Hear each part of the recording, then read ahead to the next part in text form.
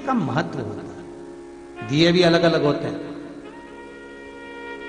पहला दिया होता है पणती दिया।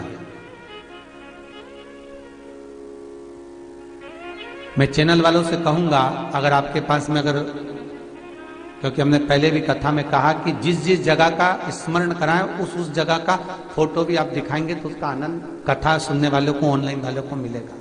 पहला होता है पणती दिया। ये पणती दिया मट्टी का दीप, जिस दीप के अग्रभाग को थोड़ा सा बड़ा कर दिया जाता है, उसको पणती दिया कहते हैं।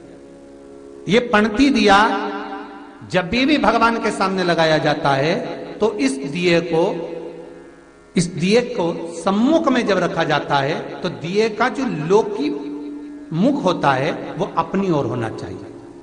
महाराज, पणती दिए की जो लो है, बाती है, उसका मुख अपनी ओर होना चाहिए।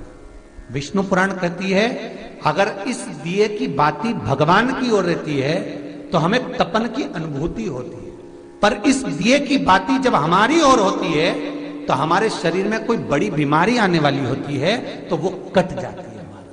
पणती विष्णु पुराण में दूसरा दीप कहा गया है निरांजन दीप। विष्णु पुराण में दूसरे दीप का वर्णन निरंजन दीप। जिस निरंजन दीप में महाराज आपने देखा होगा डमरू जैसी आकृति होती है। अगर चैनल पे कथा देख रहे होगे तो इनके पास में अगर होगा तो अवश्य दिखाएंगे।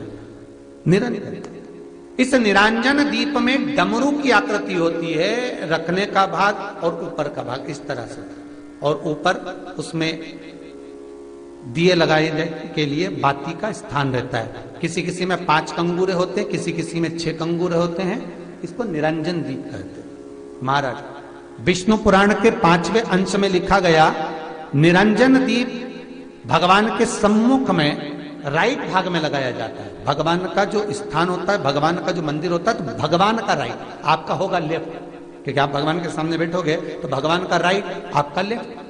तो आप जब लगाएंगे तो आप लेफ्ट में लगाएंगे, आपका लेफ्ट होगा और भगवान का वो भाग राइट कहलाएगा। तो भगवान के सीधे हाथ की ओर लगता है। माना निरंजन, निरंजन दीप कभी भी तेल का नहीं लगता। माना निरंजन दीप कभी भी तेल का नहीं लगेगा। हाँ, यह हो सकता है कि बटी निरंजन जो दीप होता है उसमें तेल डाल सकते हैं। बटी निरंजन दीप जो होता है उसमें कंगूरे नहीं होते। बटी निरंजन दीप केवल गोल होगा, ऊपर से डमरू जैसी आकृति होगी, डमरू जैसा होता है, ऊपर से उसमें कहीं कंगूरे नहीं होते। महाराज, अगर आप चैनल पे देख रहे होंगे तो बटी निरंजन दीप का भी वर्णन आपको दिखाया जा रहा होगा। बटी निरंजन जो दीप होता है वो केवल डमरू की आकृति में होता है, उसमें कोई कंगूरे नहीं होते। पर निरंजन जो दीप होता है उसमें कंगूरे होते हैं।